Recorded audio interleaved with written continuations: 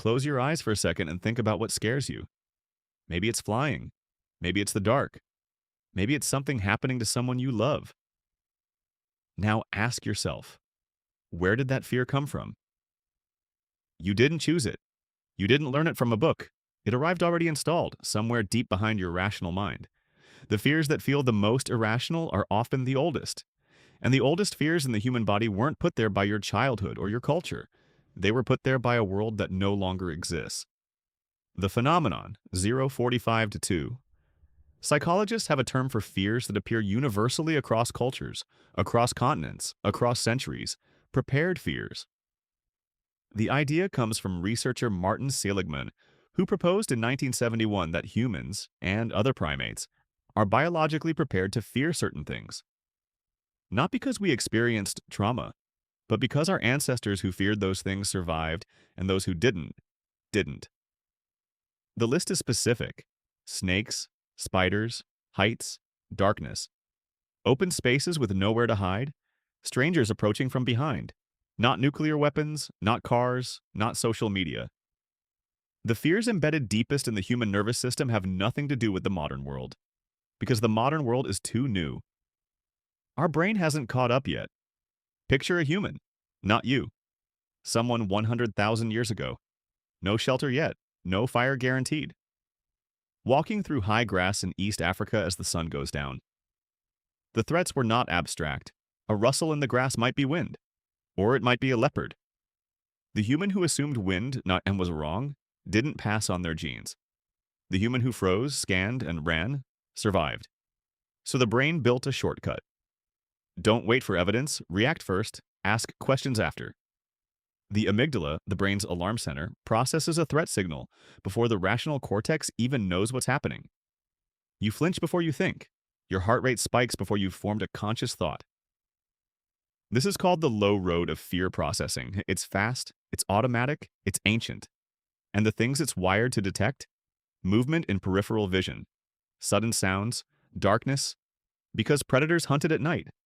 Heights, because a fall meant death. Faces showing anger, because a hostile stranger in a small tribe was an existential threat. All of it mapped to a world where the wrong reaction could end your bloodline. You are not in that field, but your brain doesn't fully know that. When you feel watched walking alone at night, that's the leopard detection system. When a spider in the corner of your bathroom makes your skin crawl, that's 300 million years of predator memory activating in a tiled room that poses no real danger. And here's the part that matters. The same mechanism that kept ancient humans alive now misfires constantly. We fear public speaking more than we fear heart disease, even though heart disease kills far more people. Because to a social creature in a small tribe, public humiliation was nearly as dangerous as physical death. Being cast out meant dying alone. We feel more afraid watching a news story about a shark attack than we do sitting in a car, even though cars kill thousands more people each year. Because our brain can't feel statistics. It can feel the image of a dark shape rising from below. The fears that keep you up at night aren't proportional to actual risk. They're proportional to ancient risk. In a well-known experiment, Arne Ohman and Susan Minicke at Stockholm University showed participants images in rapid sequence.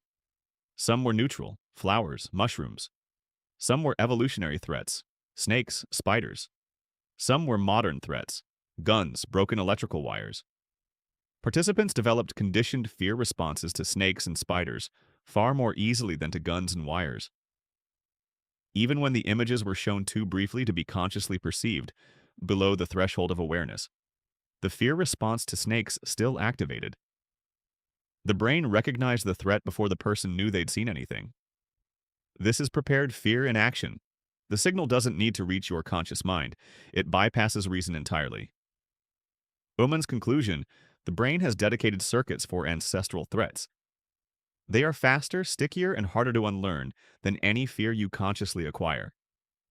The fears you carry aren't weaknesses. They are receipts. Proof that somewhere in your lineage, a human was scared enough and fast enough to survive something that would have ended you before you were ever born. The darkness that makes you uneasy. The height that makes your stomach drop. The feeling of being watched.